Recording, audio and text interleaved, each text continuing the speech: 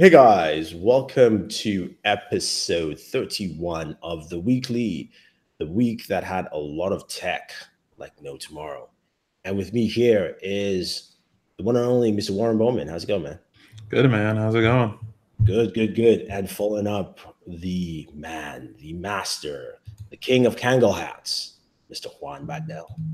I mean, we're all going to sound exhausted. This week was kicking asses left and right. Yeah. This week was busy. There were days where I was just tired. I mean, I just didn't feel like doing anything. But well, we're here. Thank you for joining us on the chat, guys. Let's kick it off with the LG V40 ThinQ, which was announced by LG. And thoughts, guys. Let's lay it out there. Juan, I'll start with you. You know, the wide angle camera king. Yeah, I haven't gotten my hands on one yet. I'm hopefully going to be getting one soon. This is one of the things that sucks a lot of fun out of being a tech reviewer is an hour before the press event goes live, you've got a bunch of day zero reviews of the product with people telling everyone why they shouldn't buy one. I really don't feel like that's germane commentary, but now by the time I do get my hands on one, the general SEO is going to be all talked to death on a phone that I'm very much anticipating being one of the top performers of the year. But of course, already we've got a handful of videos. It's too expensive. Don't buy it. Just wait till it falls in price. This is exhausting. It's exhausting when we have a bunch of tech reviewers that didn't take the G7 seriously until right before the V40 was announced. And then suddenly the G7 is this underrated jewel, this champ of a phone that just never gets enough attention from the very people who refuse to ever properly review these phones. So I'm kind of over that. But I am still very much looking forward to the phone. This looks like the right way to differentiate a G series from a V series. All right, Warren, how about you? What do you think? And welcome, Black Iron _ man. Awesome. How's everyone doing? We're good. Can you just increase your gain for a second so that we? It's like dude. Seriously, one of these days. See that's perfect. Like you just want to talk into the microphone. Just saying, yeah. I mean, it's one of those funny, quirky things with how microphones work. Yeah, I know. Anyway, Warren. Keep going. Warren, go ahead. What was the question? That you guys went through like 19 different. V40 ThinQ. What do you think? Pretty nice device. It's a proper way for them to kind of differentiate themselves out from the G series or the V series. I think going to the triple camera system, it's a good idea. Try to stay ahead of the game in the camera department. I haven't had a chance to really get hands on with it fully yet to get more to it. But I am interested to see once everyone's had some time with it, what the verdict will be instead of just putting, like Juan said, just putting out, this is why you shouldn't buy it for X, Y, Z reasons. And I'm like, well, how do you know that if we haven't even had the opportunity to really spend time with the phone? But unfortunately, a lot of, I guess, so-called reviews, mostly just reading spec cards off a Best Buy sheet, is what these guys typically do. I'll forever say that. I don't care if I piss people off, but that's what they do. They get mad at me and come at me, bro. But I want to get some more hands-on time with it before I really give a verdict onto it. And I don't know when I'll get to it because there's so many damn devices coming out this month. Everybody's packing in for Q4 sales, it seems. So, I'll get to it when I can get a chance to get to it. All right, Sam, what do you think? I actually think design-wise, the phone looks pretty good. But specs-wise, there are two things that really kind of concern me. The first thing would be probably the battery life. Exactly. That's the one major, definitely. So the battery life is one, and then the storage capacity is the other. We're looking at phones coming out now with options of 128 and 512 gigs, and this starting at 64 and also kind of being I would say a content creator focused phone I don't think 64 is enough.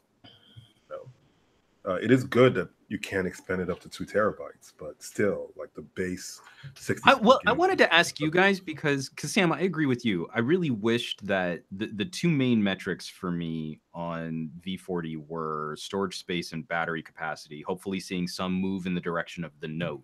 Right? Like, I think we can all agree that those were great improvements from Note 8 to Note 9. Does it move the needle on you at all when they try to make up for that with a promo where if you'd pre-ordered, you got a gimbal and a 256 gigabyte card? Or when you pick up, you still get a 256 as well, if you just pick it up in the stores later on.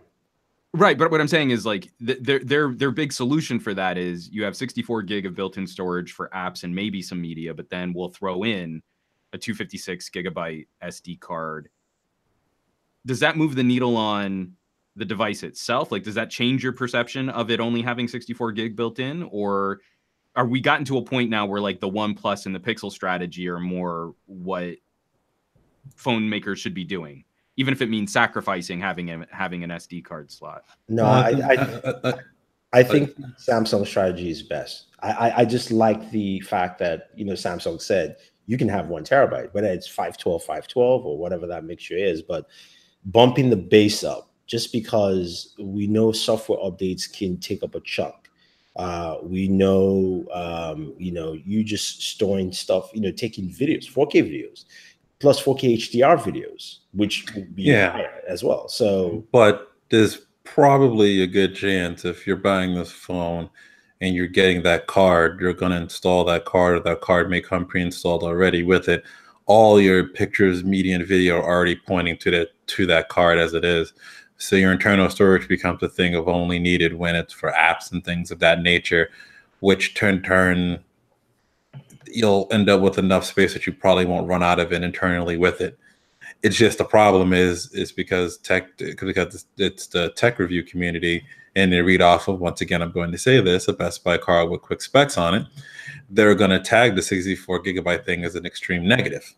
So it's not a problem with the actual needing of the storage. The problem is the marketing perception is the problem with that, and people are going to check that 64 gigabyte as a negative, even though technically you're getting more than that combined with the storage that you're getting with the card. You're getting more than what you get from most phones out there.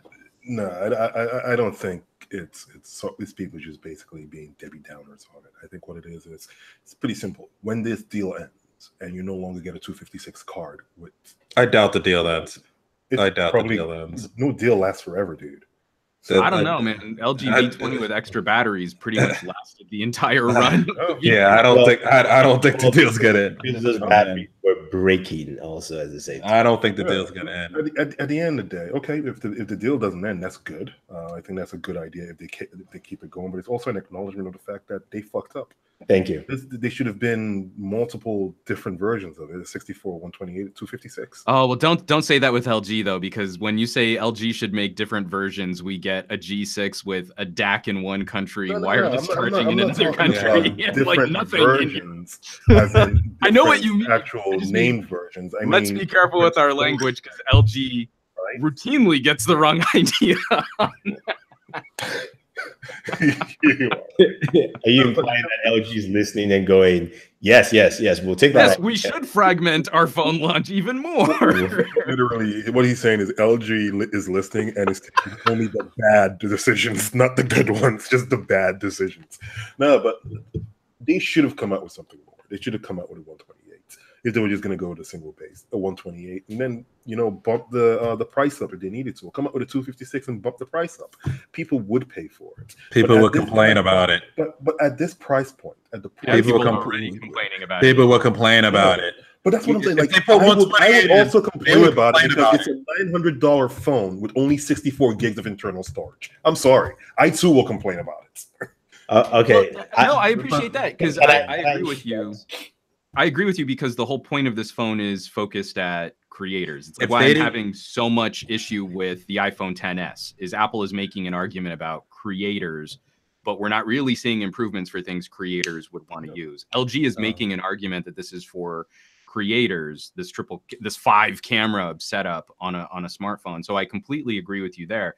But it's also one of those things that I find entirely reductive about the smartphone commentary right now is I will mention something like the BlackBerry Key 2, and everyone goes, "Oh, well, for the same price, you can get a better camera."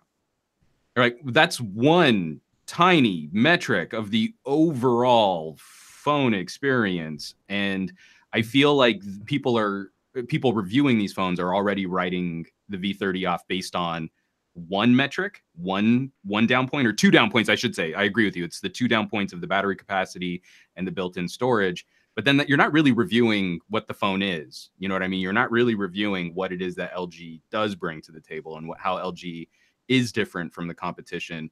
You're sort of cherry picking the justification for why you were already going to buy a competing product. Every time I see that comment on one of my videos, I would buy this if it had this and if it had that and it were cheaper and it were exactly like the phone I already own.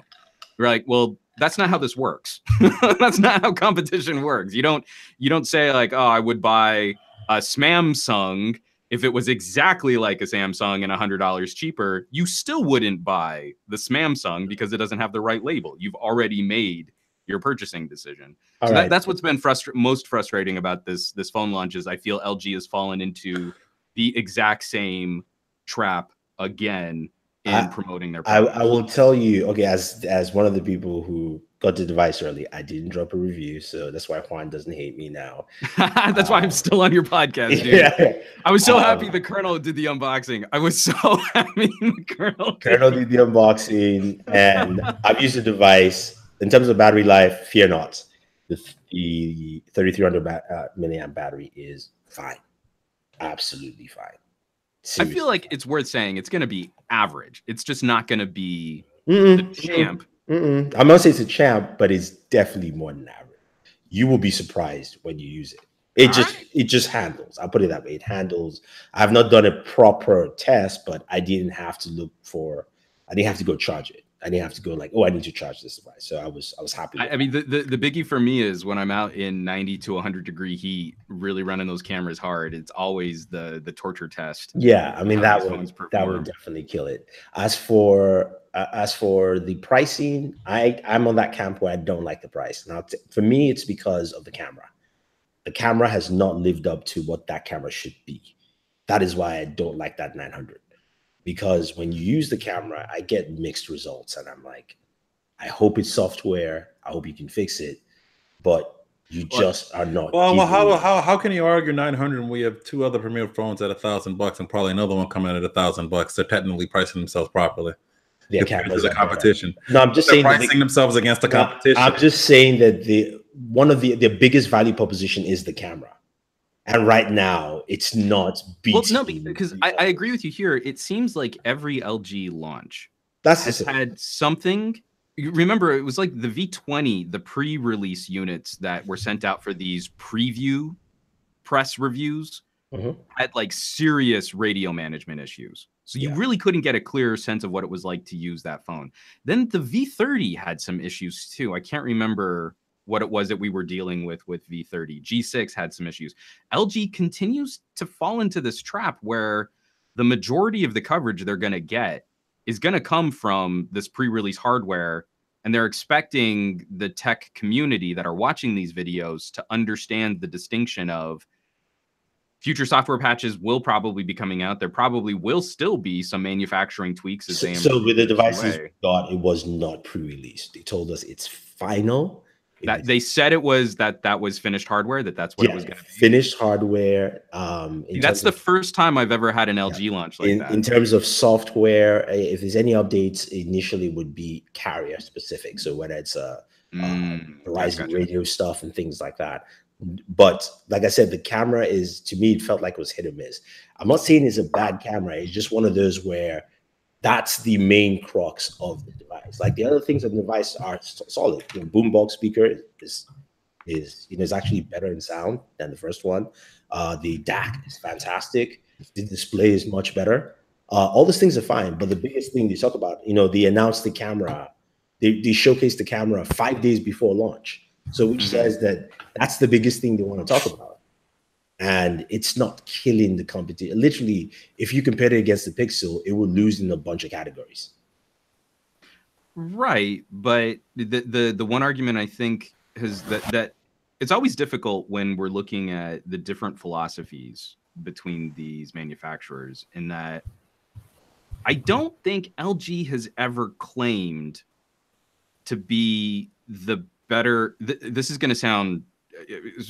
Please excuse this rambling, examination of the situation. Okay. Sorry.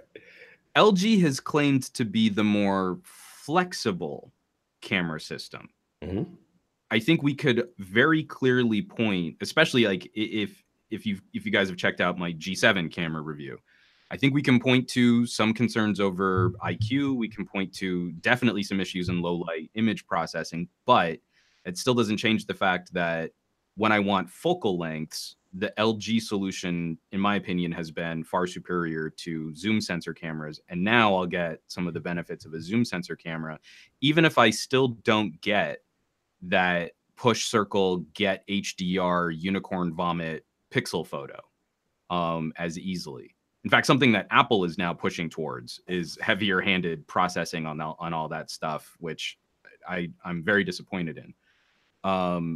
If LG is making that claim that it's not trying to beat the competition straight up main sensor to main sensor, but it's trying to deliver the truest super zoom focal range, then is it that LG isn't living up to its own claim, or is it just that we think most people are just going to stick with the main sensor anyway, so that's the area where it loses?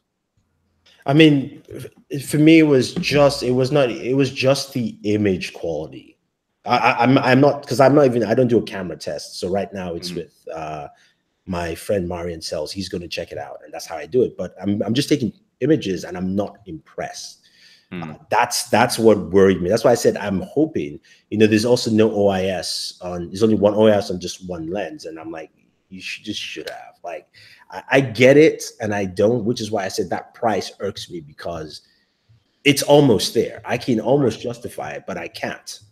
So that's why I say I feel that way with the device, where it, and then the other thing too, which it may sound petty, it's a very light device, and I get what they're going with. I just wish next time they should go with a more, let it feel like the premium it is, because the glass feels like plastic on the back. I really wish they would go back to stainless steel for the sides. Yeah, it feels like plastic, and even though they've said mil spec on that, my last two LG devices have cracked in the corner without me dropping the phone. So, well, I did have a follow up with LG PR.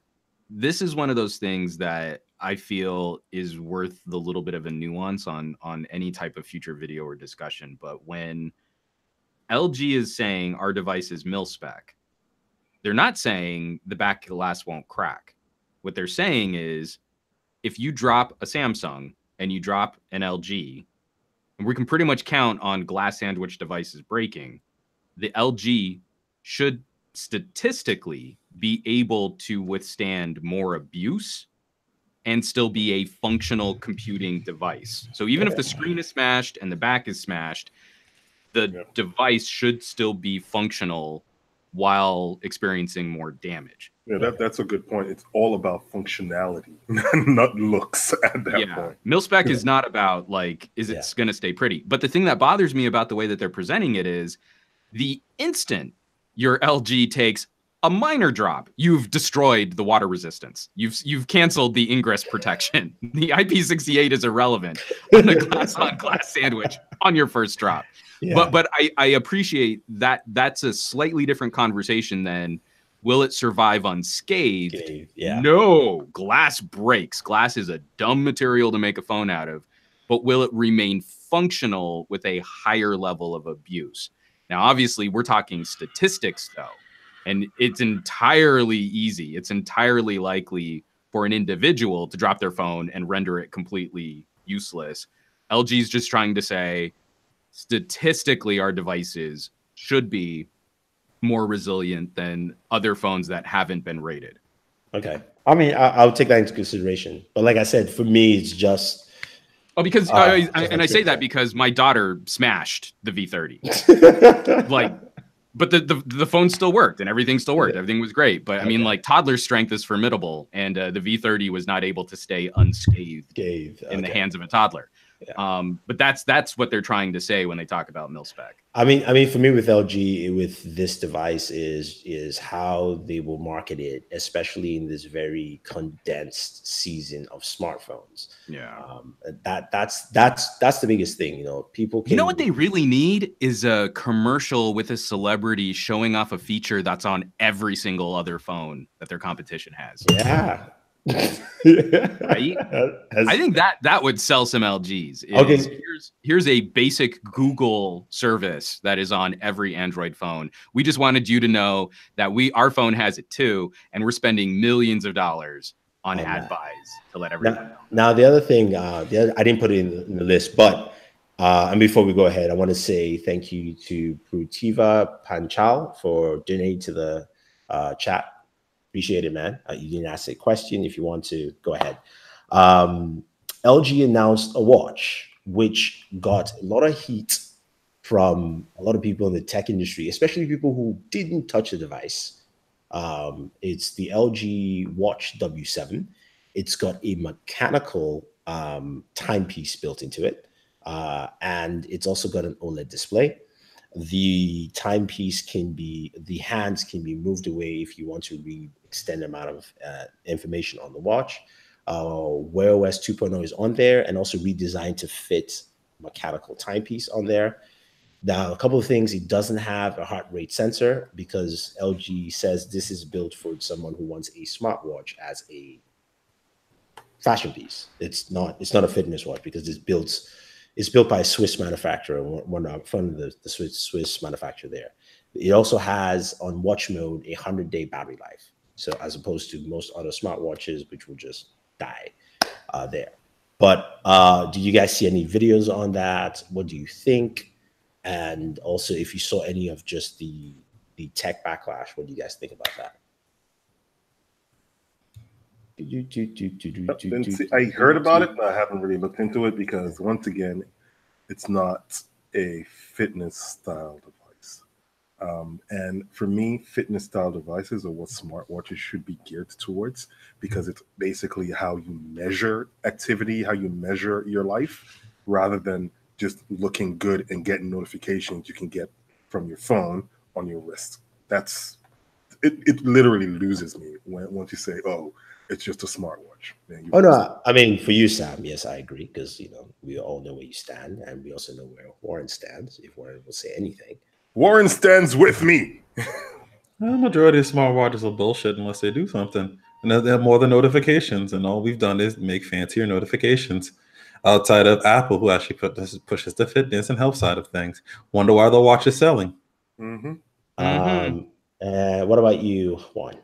Yeah, same deal. I don't disagree that there could be sort of a disposable market for a nice fashion piece that has basic notifications, and I guess, but that's not going to make anyone excited. It's going to be another entry into a space that is pretty crowded.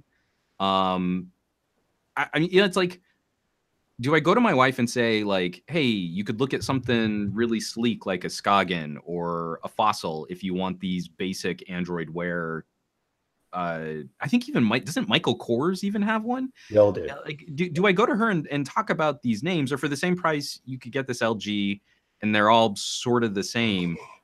If a watch is a fashion accessory as much as it is functional, then the basics are well covered by these other watch manufacturers just doing the basics. I really want to see, and I can't completely blame LG, but I really want to see Google also join this conversation with Ernest too, to move the needle on catching up to to Apple. It's a sad state of affairs that Google had such a huge lead on wearable tech, and they've completely pissed it all away. And it leaves companies like LG just sort of swinging in the wind. I mean, it leaves them without a good solution to compete against what Apple or even what Fitbit has been doing. And that's really frustrating, because I think this hardware could be a lot more interesting, but why try and move, push the needle on that when Google won't let you do anything with Wear OS? We lost E, but anyway, because one of the things is also, if LG can't really utilize Wear OS to improve the smartwatch ecosystem or to make their product more compelling, at what point do we start looking at manufacturers to step up on other fitness solutions? Like Samsung has a great ecosystem of product. They've got earbuds that will also take your pulse, right? Yeah, but even Samsung, Wear OS is really kind of becoming the limiting factor now, right? Because even Samsung is moving away from that. Samsung moved away from it a long time ago. Yeah, and LG has the ability to move away from it, but they haven't. They do have a pretty cool OS, which will go very well in the smartwatch, but they haven't quite decided that WebOS is the way to go. But hey, I think right now the market for smartwatches outside of Apple is it's nonsensical. They haven't been figured out yet. That's kind of what all it is the market is Apple and Fitbit, and everyone else is just there. Yeah. Oh no, Fitbit does well, because what does Fitbit do? It does fitness bands. No matter what it puts on your wrist, there's a fitness. Your fits. Yes, bits your fits. But to Warren's point, if LG can't leverage Wear OS, they're reticent to use WebOS. Why don't we see them do something like a partnership with Polar for a chest strap, or shoe sensors for far more accurate pedometer step counting, or compression gear with another like clothing manufacturer to get muscular data? I'm just very surprised that major corporations with the resources of a company like LG have been stuck in this holding pattern of, well, we'll make another watch. Oh, Google hasn't really done anything with the apps, with the software on this. Okay, well, we'll kind of limp out with another half-baked product, but we're not going to look at anything else that's totally being ignored in the wearable tech space. We've got headphones and we've got watches. There is so much more opportunity to look at the rest of the human condition, the rest of the human organism, to start looking at sensors and data and telemetrics and health response beyond just that. And I'm shocked. I'm still terribly surprised that no other company seems to be examining that situation right now. There's a huge opportunity to actually differentiate yourself, and they're all just trying to play the same game. I mean, I think the problem is that the market yes, Apple selling watches, but these I think they're expecting these things to sell like gangbusters, like phones are, and people were just going to we're just going to have a phone and we're going to have a watch at the same time. And I think the market reaction was just so lukewarm to that idea that no one's jumped into it. So they're all just sitting back waiting for somebody to do something, and then whenever that spark off happens, they'll all just jump on it. I mean, that's what they're all doing, because you have to look at the fact they want everyone else to take the risk. It's a risky factor, especially if you go into true wearables, whether it's clothing, shoes, and things like that. Those things already kind of exist, though. There's things that they do, but it requires a certain company or brand to push it. So that's what I was saying is LG doesn't need to reinvent the wheel, but no tech company has really formed a substantial partnership with Polar. The other problem with it is that they all can't be fragmented in this. They all have to kind of have something to go against Apple. Because remember, they're all in the same sort of boat of this sort of, we're using Android or we're using whatever. And while we can make our own unique software in a certain way on top of this, we still need a platform that we can all essentially kind of use together to compete against Apple. So that once again turns back to Google. Google is the one who's limiting the whole factor. It's limiting the whole thing, because like I said before, I think they said this last week or the week before, they're not going to do jack with that thing until like Fuchsia comes out. They don't care. By that time, it's too late. I mean, it's too late because you have a situation where Apple Watch, especially Series 4, is getting a lot of praise because it's doing so much. And then at the very least, if you're in the Android ecosystem anywhere else, you're going, I'll just get a Fitbit, right? Because that will just cover my needs. And then Samsung is pretty much third there, where you're like, okay, this actually works and does all the things I need to do. The problem is every single Android manufacturer agreed to Google's terms and said, hey, we will let you build the operating system, just give us something solid so we can actually go ahead and create a nice ecosystem. And they haven't done that. And they haven't taken, especially in the wearables, they haven't taken that Surface type lead of saying, here's everything that you could do. Go make yours. This is the opportunity of where they won't do it because they just don't get it, and if they try, they'll do it too late. But this is where Microsoft could have pushed Windows and a ban too. They could have pushed Windows here, and it could have just been Windows Phone, branded as Windows 10, as whatever the hell you want to. But they could have pushed Windows in this space and make it work with Android. Simple enough. But they could have been that OS that all these manufacturers use, customize, skin, do whatever you want to do, add whatever apps you want to add to it. They could be in that space. And actually, kind of, it would have been funny. It would have been a way for them to leverage Android again against Google. They would have once again been making money off of the phone and also making money off the fact that now they're the secondary device that works with Android, and they probably would have had to work with iOS as well too in some capacity. As well. I mean, to give that another option, but they could have been in a real interesting position in that wearable space to compete. Where I don't think that Google would not have been able to get back into because Microsoft would have been ahead already. I mean, the thing is that Microsoft, they're still an opportunity. They have an opportunity to do that now, even because you could create a space where if they create an ecosystem that works across the board for any of these other manufacturers, right? Then, and again, remember these manufacturers are also Microsoft OEMs anyway. So this is something that they still can do. So it's just a matter of Microsoft paying attention and giving us. I think the problem is that they've essentially submitted to Fitbit that if you're going to want to work with a Microsoft solution, it's Fitbit. Yeah, that's what they did. Now, speaking of Microsoft, as we move into our next segment, Microsoft made some announcements this week. Refreshes to the Surface Pro line, the laptop line, the Studio. And the brand new Surface headphones. They also showcase some software. The Surface Pro 6 comes in matte black, has quad-core processor in there. Same thing with the Surface Laptop 2, which also brand new quad-core processor 8th Gen. The Surface Studio 2 comes with a GTX 1070 now as your max graphics. And the Surface headphones are completely out of the blue line there. So which of these products caught your attention there? I'll start with you, Sam. All right. I don't want to say I was disappointed. None of them. Just say none of them. You wanted to say it. No. The idea that the graphics on the Surface Book is going to be much better actually makes it a viable laptop for me, which is good. I like that. But I think out of everything they announced, I'm actually way more disappointed.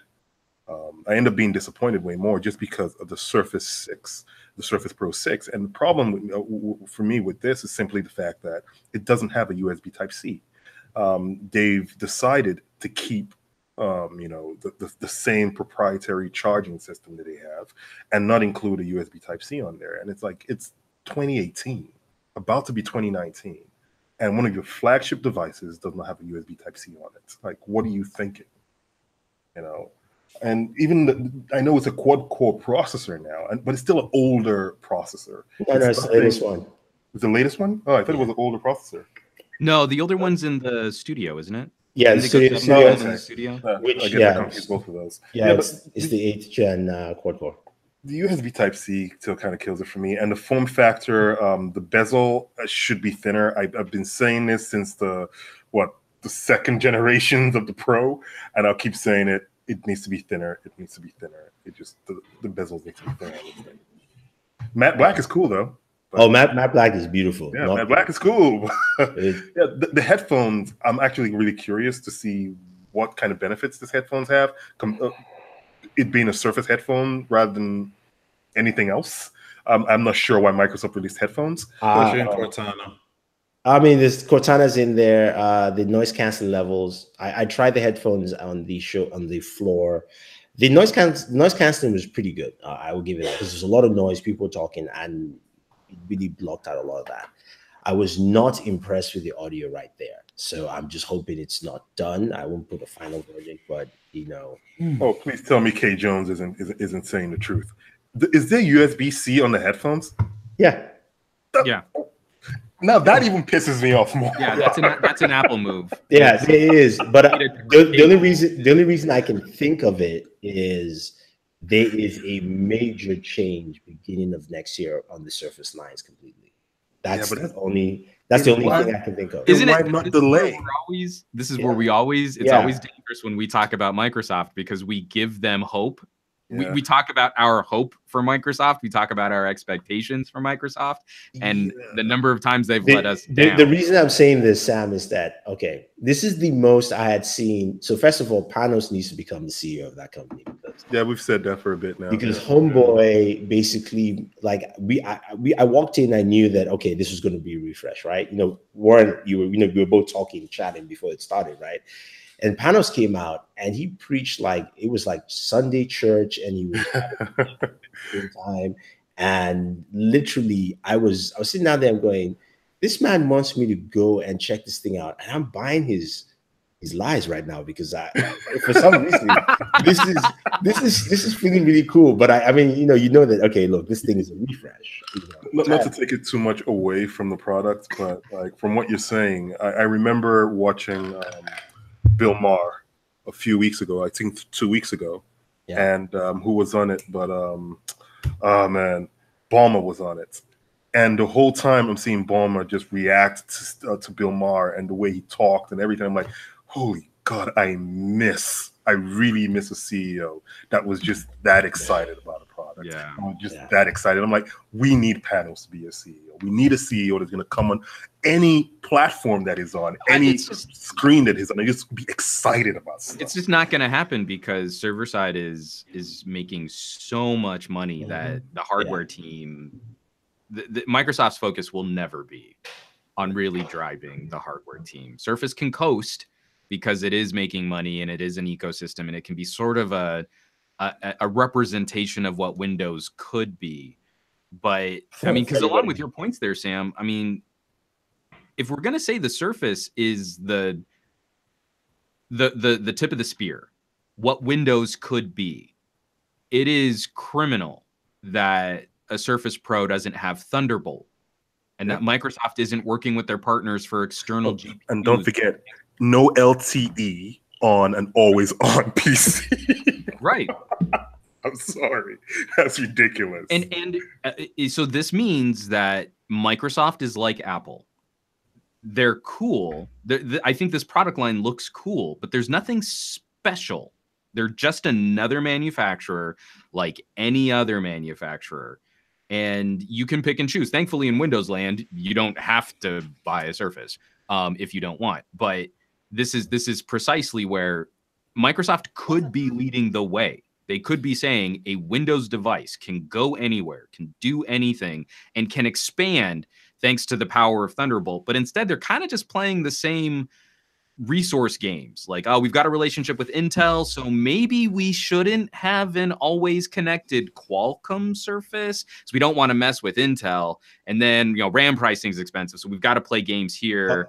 And radio pricing is expensive, so we've got to play games there. And you end up with a Surface Pro 6, which is iterative. It's not revolutionary. It definitely is. Just to switch gears to Intel, and going back to one of the first announcements this week, was HP announced its premium laptop, the Spectre Folio, which is made with leather, or at least infused with leather. One of the interesting things about that is they announced that they will have a version that was always connected with an Intel's first gigabit LTE chip, which just kind of goes back to that lawsuit from last week again. Yeah. Because Intel is flaunting it. This is now on two product segments. One is a laptop, one is in mobile, having their chipsets in there. And I just found it funny and interesting, because Intel still has not officially announced the chip yet. Because normally you announce the chipset and say you've got an gigabit LTE chipset. They just haven't done that yet. So, but yeah, do you guys see the all leather laptop? What do you think? Any the thoughts on HP that? one. Yeah, Looks cool. Yeah, that's pretty Okay. cool. cool. It is. At first, I couldn't quite figure out if it was on a hinge or not. But So there's a on separate hinge. hinge. There's the two hinges, but the leather also acts as a third hinge. It's freaking nice. That's really nice. And it's really easy to open up. And I mean, like they thought about the engineering. I'm just wondering how much it will expand and stretch over time. That's just my thing there. But it's a lovely looking. Yeah, because you can open it like a laptop and then basically tilt the screen up so you have better visibility and you don't have to crouch over it. Yeah, that's freaking. I thought that was very impressive. Yeah. So anyway, let's move on to some news that broke last night or today. Engadget posted a video, and I don't blame them because the Pixel 3 XL is currently on sale now in Hong Kong. Right. Somebody bought it. Google couldn't be playing this game worse if they tried. Yeah. So they had either an Engadget correspondent who bought the device, showcased the Pixel 3 XL, which of course is the worst leaked device of the year. So many devices have been leaked. Oh, I thought the phone released last year. it looks kind of the same in terms of specs. Kind of. Well, it looks the same. It's got the super notch, as everyone The bathtub. Said. Yeah, it's got. It looks like you could shrink that bathtub too. Apparently. No, you can just block it like every other phone. Yeah, it just cuts across. Yeah, cuts across. It's got a big chin. It's got a 12 megapixels. That's what I mean by it, though. It runs a 3700 milliamp battery, or 3730, I think, is what he stated. He didn't go into too many details because he said he had a 64 gigabyte variant there. It might be different in the US or different country locations, but probably not. But it's to me, it's taken away any sense of excitement. It's already been taken away from all the numerous leaks, but the fact that it's just available to buy, 3 days before launch, I think really kills the excitement for what this device is. Are you any thoughts, or we should just kind of move on? No, I mean, there's so much happening in October. This is now increasing. Well, he has a 128 gigabyte box here, according to the Engadget. Mm-hmm. Sorry, I made a mistake. You're right. But again, it's increasingly this is becoming less and less a priority for me to spend a ton of time running it through its paces and talking about it. And there are so many other devices. This is like we were at the end of last year. We see these little glimmers of hope that we can talk about niche players, a BlackBerry, a Note, a V series LG, a Razer phone, an ROG phone. I really want to get out of it's just a regular, normal, all-rounder phone that we're now going to charge $1,000 for, and it doesn't do anything special. And you have to buy dongles for your headphones, and the camera is minorly better than the competition. I really want to start driving towards, can we find the exact right fit phone for you? If you're telling me you only need to cover the basics, then you're probably fine with like an Honor 8X, right? Why are we pretending? Which also got announced this week. Why are we pretending that you need $1,000 phone to launch an app a fraction of a millisecond faster so that you can get on Instagram? Yeah. That requires reviewers to do research and in-depth coverage of things. You're asking them to do more than what they can do outside of an 8-minute video. Well, but I'm asking, reading off a GSM Arena's spec sheet. Well, but that's just it. Is I'm also asking them to not just play the SEO game, right? Really? Apple's going to win the SEO game. I can put out these little 3 to 4 minute editorials on individual experiences on Apple and get a lot more viewership than any well-researched, well put together video on any other manufacturer, which is horrifically disappointing that it's a self-reinforcing echo chamber. But this is also where we now have an opportunity in the month of October to focus on individual devices that present better targeted solutions for consumers if they would know that these solutions actually existed. Speaking of solutions, Nokia announced the Nokia 7.1 coming to the US budget device, priced at $349, running basically stock Android because it's an Android One device. Did you guys see any of the coverage? We got to get some hands on the device. I will tell you, at least from my experience, it is really, really nice. It's got it harkens back to that Nokia premium build and finish, especially for devices priced at $349. Plus, they've also got a feature where you can upscale your content from SD to HDR, so standard content to HDR content with HDR10. So they're still throwing features even there at that budget price point in the device, and I think it should be available on Amazon and Best Buy, Warren's favorite company. Yeah, but yeah, I think the budget market is going to be the most interesting one once people sit back and look, because you have devices like the Nokia 7.1, the Honor 8X, the Honor Play, and then you also have the Poco phone in that arena. And then if you move up a little higher, you're going to get the OnePlus 6T or the OnePlus 6, in there, and then the Motorola's and this Motorola G7 coming out. So I think the new battleground would be the new sensible battleground. It would be the budget to mid-tier range. Yeah, I'll be real curious to see how the OnePlus 6 acolytes handle the changes coming to the OnePlus 6T for the. That's going to be kind of whiplash inducing, where a couple months ago it was all about, we still have a headphone jack and our preferred manufacturer isn't going to change things on us like that, and they're not trying to gouge us to, oh yeah, well, I was always on board moving to Bluetooth. Yeah. Wireless is great. I feel the whole industry needs to switch gears, and they're just responding to the market. That's going to be really it's going to be bad. I was on Miriam's podcast, which is it's out today. And we talked about that, and she said she had a very good point. She said, "Look, OnePlus needs to own up and realize the kind of market they have, because if you think about it, OnePlus' biggest market is India. Where if you look at the disposable income to now buy an extra pair of Bluetooth headphones when you already have a pair of wired headphones, that it makes no sense to actually do that, and you're basically fragmenting your market base. Plus the fact that you put out a survey and your own fans." In the overwhelming margin said, we don't want the headphone jack to go. Now, you can just be honest and say, hey, look, our design choices are limited, and we go with a certain design philosophy from our partners, and we're stuck with the design of the Vivo, the Oppo V11.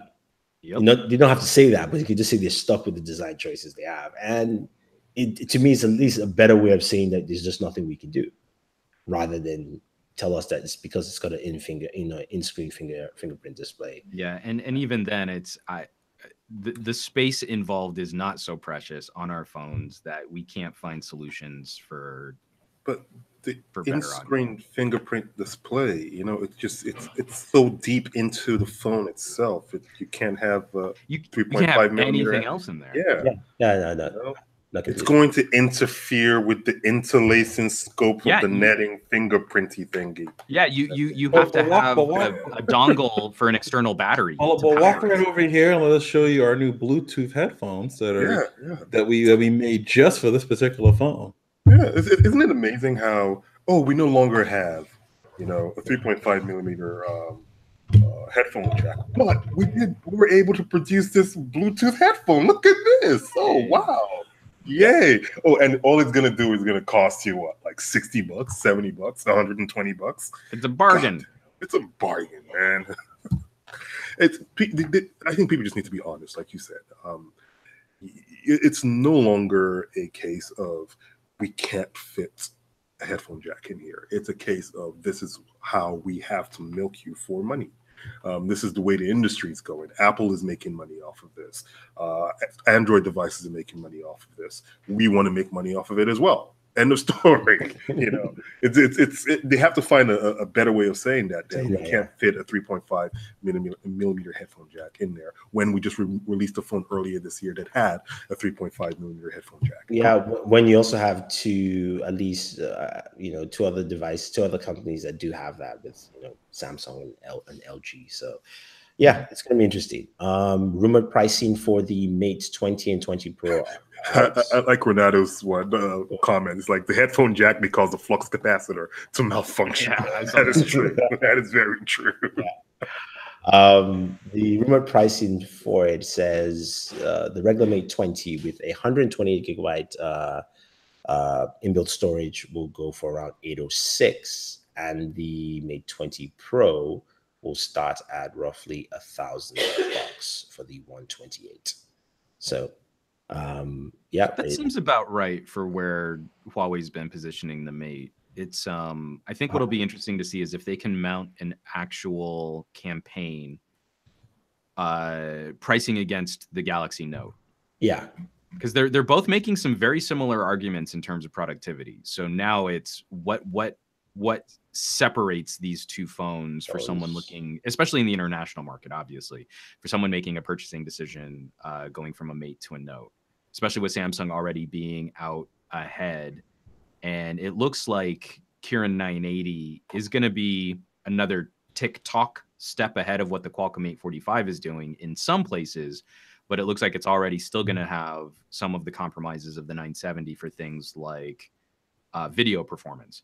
So this is going to be, I think, one of the most interesting fights of the year is to see how the 1 and 2 worldwide smartphone manufacturers are positioning their crown jewel productivity devices against each other.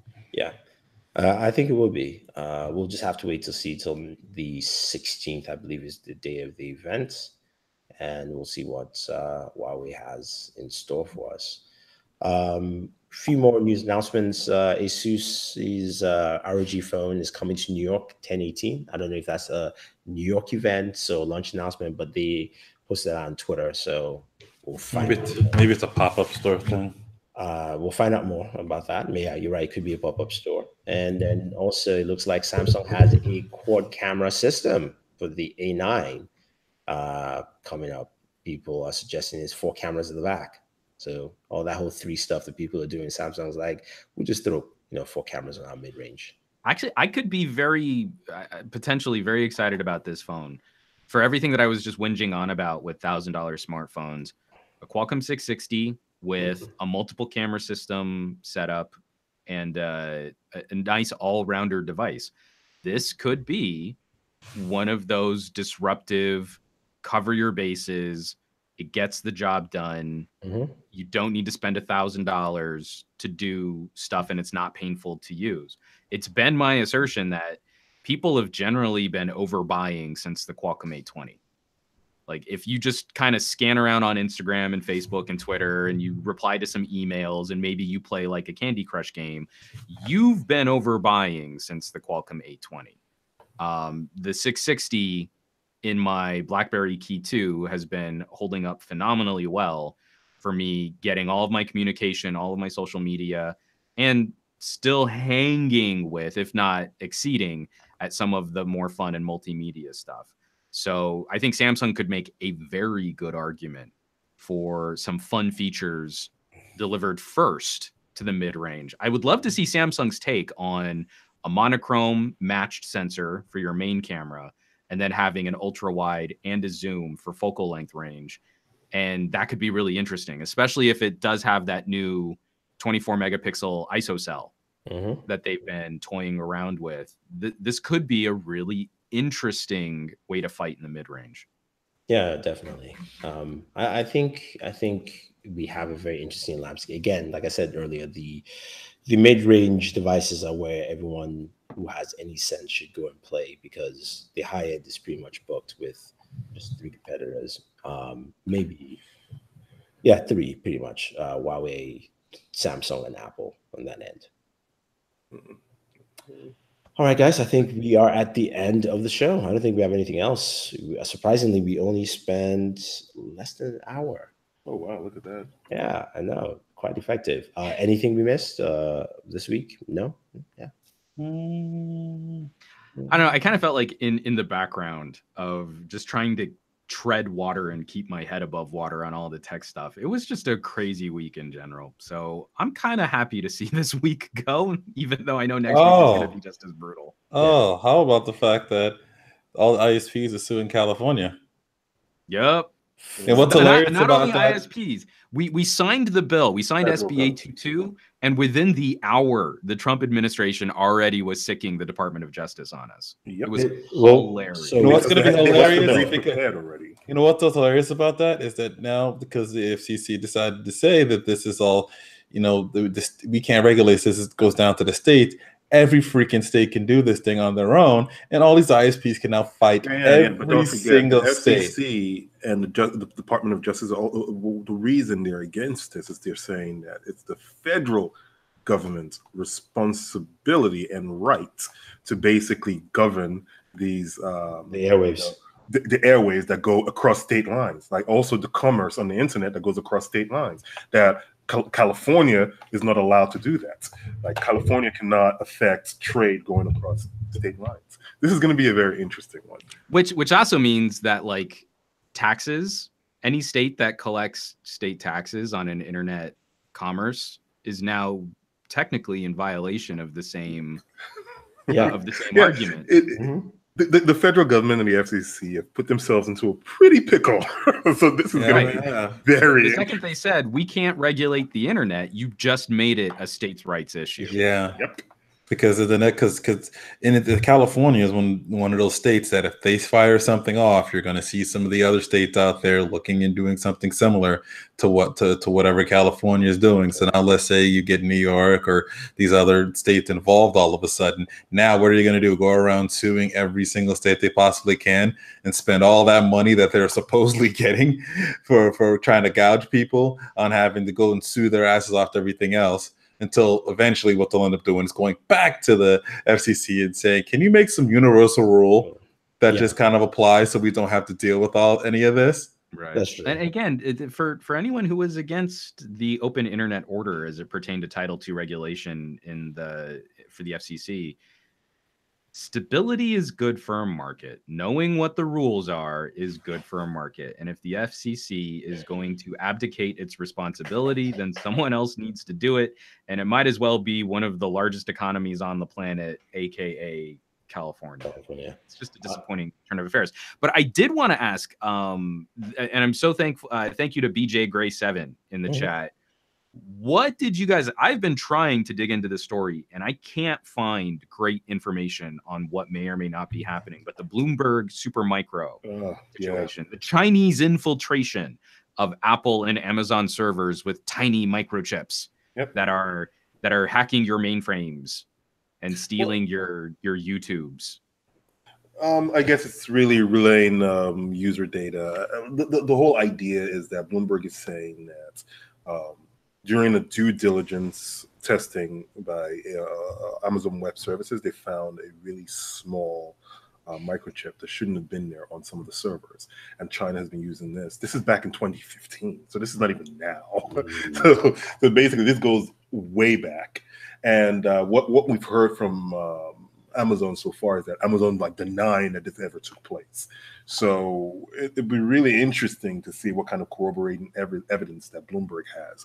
But as it stands, it looks as though it's only Bloomberg that's reporting this. Everyone else links back to Bloomberg. So I'm not too sure of exactly, what. Yeah, there's been no corroboration that I can find. Yeah, no, I couldn't find anything else on that. So we'll just have to wait and see. And also it depends. I mean, right now, those are the $2 trillion companies in the market, right?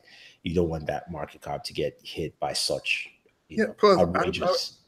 And to say, I wouldn't put it past China to do that. No, I wouldn't either. Yeah. Basically, intellectual property rights as well as corporate espionage has been on the table, and we've been playing this game for quite a while.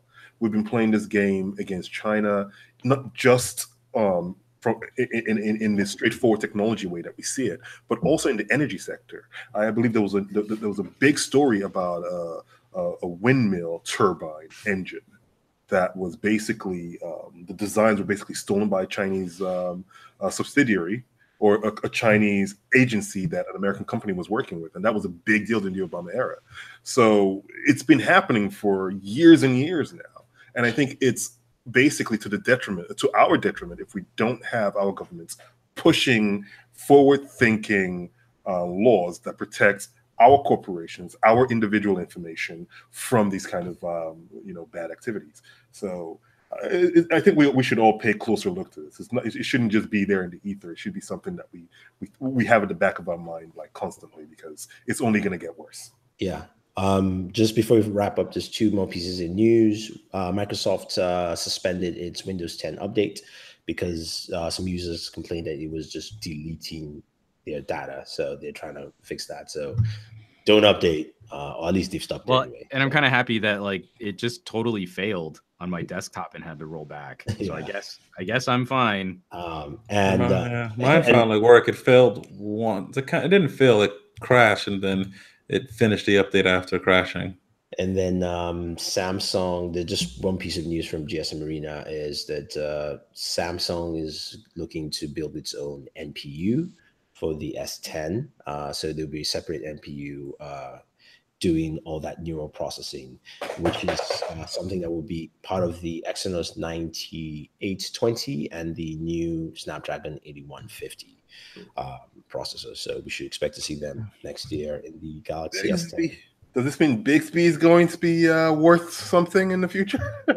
We'll see. Anyway, guys, we've got to the end of the show, and we get to the part where we find out what you have on the channel and what you can expect next week. And we'll start off with Mr. Warren. Okay, Warren's gone.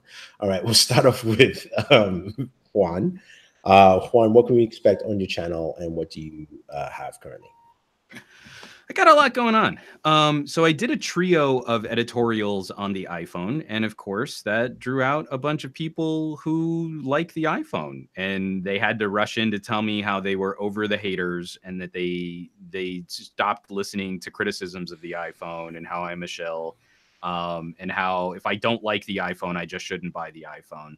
And none of them really responded to the criticisms in the video. So I was doing a lot of muting on my YouTube channel over the last week. But yeah, I've got a video on how I'm organizing my iPhone to minimize distractions. I've got a video about how much I still hate Face ID and how I still think Apple's implementation of this is clunkier, more cumbersome, and requires more attention than Touch ID. And every time I pick up my iPhone XS, I wish I was picking up my iPhone SE. And the last one that I put out is I'm asking my audience, I'm asking my community to help to join the discussion on ways that we can better grade performance between different phones, either phones in the same ecosystem or when we're comparing Android against iOS. And one of the examples that I'm going to point to in this video is a video rendering test where my iPhone SE is faster than my iPhone XS at the same task. So we can start having a more grown-up conversation beyond just synthetic benchmarks. What do you get when you spend more on a new product? Is the manufacturer actually living up to their claims? And in a real-world test, and this is something that Apple builds directly into the conversation about the iPhone. This isn't me taking a wild leap on, well, I'm doing something with the iPhone that the manufacturer hasn't designed it for. You go into the App Store, and there's a huge page all about how the iPhone is the best phone for creators. So you can write your scripts, edit your video, render your video, apply post-production effects, soundtrack it, everything. They're making this argument. So I'm not off the pale here. This is not me, playing some kind of gotcha journalism. This is iPhone to iPhone, A9 to A12. The 16 gigabyte slower storage model of the iPhone SE beat the iPhone XS in something that Apple says the iPhone is good at. So I need people in my community and people in this community to join that conversation. And how can we better rank real world performance? And then we did another Geek Book Club talking about an amazing Chinese science fiction novel, The Dark Forest. And lastly, I have another episode of Creator Chat out this last Friday, talking to Yuri Lowenthal, the voice of Spider-Man on the PlayStation 4 video game. Mm-hmm. And he's got a new show called Orbital Redux, which is just balls to the wall, crazy awesome. It's live. They do a live, fully produced science fiction broadcast. So every episode is like a play, but everything is practical, everything works. You know, like when they look out a window and they see a star field, that's a real practical effect that the actor can see in real time. Nothing's green screened. Everything is functional. It's an amazingly ambitious web series that he's been working on. And so I got to sit down and talk to him about that for an hour. And so you can find that on the SGGQA podcast, which is also now on Spotify. The SGGQA podcast can now be found on Spotify. And that I can now shut up. Warren, how about you? Said grown up reviews. Grown up conversations. No, I trust the people in our live chat right now and the people we talk to can all have big boy and big girl conversations. It's people searching for iPhone news and finding one of my videos that instantly fall to, you're a hater shill and I'm over hater shills. And if you don't like one, just don't buy it. All right. How about you, Warren? How about me? What? So what? Okay, I'm lost. Stuff. Okay, fine. Stuff. Yeah. Okay. Yeah. Well, we're doing what we're. No, I forgot it's the end of the show. Wow, Warren. We've only been doing this for like 10 years, man. I know, right? I was just confused. I was looking at something else. Like I got 3 things going on. Stuff. Yeah. Okay, stuff. On our end, we've got a ton of videos. There were a lot of videos this week, 7 in total. The ones that I mean, you definitely go check out all of them. But we did drop our iPhone XS Max professional photographer tests with my buddy Marian Sell. It's a 20-minute video. It's lengthy, but he goes into a lot of breakdown. It takes that long to talk about a camera. If you're watching a review and they can talk about the camera in 30 seconds, they're doing it wrong. Yeah, so it's quite in depth, and we go into, and it's only 5 images, by the way. So Juan seems angry. We go into detail. No, because I really like that you've been shifting.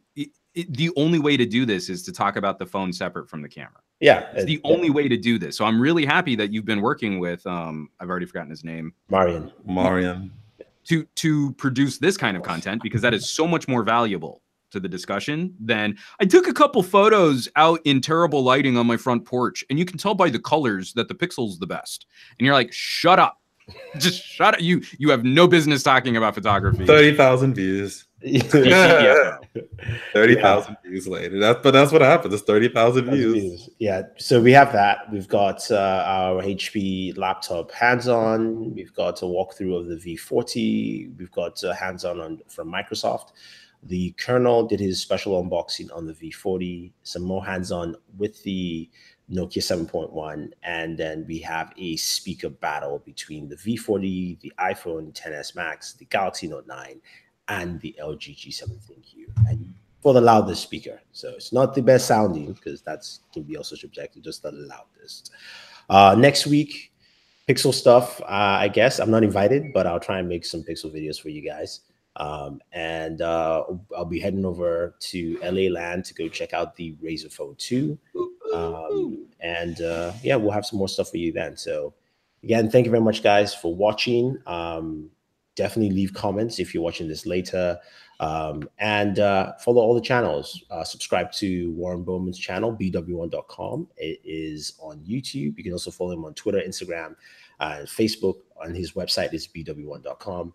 And then Mr. Juan Bagnell, he is Some Gadget Guy. You can find him as Some Gadget Guy on YouTube, Twitter, Instagram, Facebook. Plus, he does a show on Newegg Now on Thursdays, 1 p.m. Eastern with Trisha Hirschberger. We might have a special stream on Monday about something that I'm not allowed to talk about right now. Okay, so what time? 11 a.m. Pacific. Okay, so maybe. So stay tuned for that. And Black Iron _man, aka Sam. Follow him on Twitter as well as also on Instagram. And myself, it is Booredatwork on YouTube, Twitter, Instagram, Facebook, as well as also on the website. So thank you very much, and always enjoy your entertainment.